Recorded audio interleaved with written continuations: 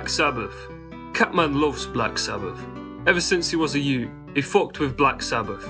Many times I find myself speeding down the motorway, blasting the Black Sabbath Greatest Hits album. I love their classic run of albums from 1970 to 75. My favourite probably being Master of Reality, though many of those albums are of a similar quality, and they're all classics really. Outside of these albums, I've heard the Dio era of Heaven and Hell and Mob Rules. These are very good albums also, but not as good as the OG albums. And then I've also heard the Tony Iommi spin-off album, Seventh Star, which is quite shit to be honest, but that's okay. What are we here to do today? We're here to review the album Born Again. Now I've always seen this album as something of a meme due to the reputation around it, the fact that it's the only album with Ian Gillan on the vocals, and of course the dumb Demon Baby album cover. But I've never actually heard it after all this time. You could say I fear it. The album does have aura to it. You just kinda know it's shit without hearing it. Because for an album to have a cover like this, it gets you thinking, what the fuck were these guys thinking? An album cover can speak volumes about the state of a band, and an album cover like this tells us that they were all over the place. But enough.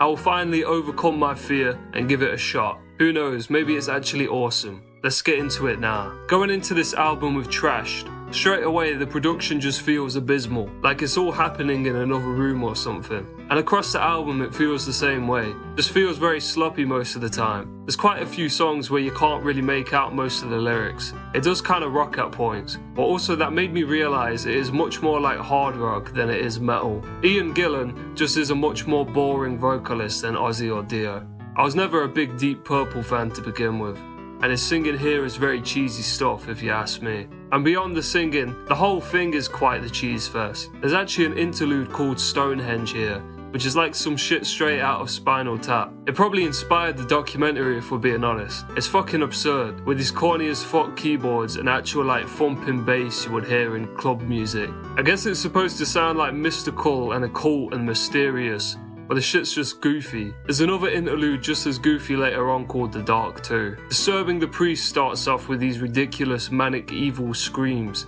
It's really stupid, but the song does end up going kinda hard in places. This is a song where I realised how funny the lyrics are too. He's like, we're disturbing the priest. Zero the Hero made me realise how boring all the riffs on this album are. This is music to beat your wife to in a drunken rage. The chorus of this song is exceptionally cheesy as well, and the song is also 7 minutes for no reason. It's just a slog. We then have the song Digital Bitch. Crazy song truly. The chorus repeats, keep away from the digital bitch. Again. This album just tops how ridiculous it is constantly. The cheesiness at this point in the album really began to weigh me down. I'd started to have enough. Even as I heard Ian's stupid screaming, I could feel my patience being used up. Or luckily the next song, the title track, wasn't cheesy really, but it was lame. The rest of the album is just lame. It just sucks really, doesn't it? You could do a makeover of the songs on this album, and some of them would be good. But there's just too many issues present for any of this to be enjoyable outside of, I guess, laughing at how low the bar can go with this album. I don't feel any passion in any of the playing. It has its moments, but largely just feels like they're going through the motions. The end result is something that feels really typical, and the goofy elements of the album rise to the top and become the most apparent. I haven't said this term in a long time, but it really is just butt rock. So yeah, if you want to know my opinion on this album, it's cheesy and shit. And when it's not cheesy, it's boring because the musicians seem to have been totally uninspired when they made this. Outside of Ian Gillan, I guess. I don't like him, but he's trying. And hold on, I'll be fair, some of Iommi's solos are alright. But yeah, it's just shit innit. I give it 4 cats out of a possible 10 cats. Anyway, that's about it. Subscribe to The Catman Show, leave a like, leave a comment, goodbye.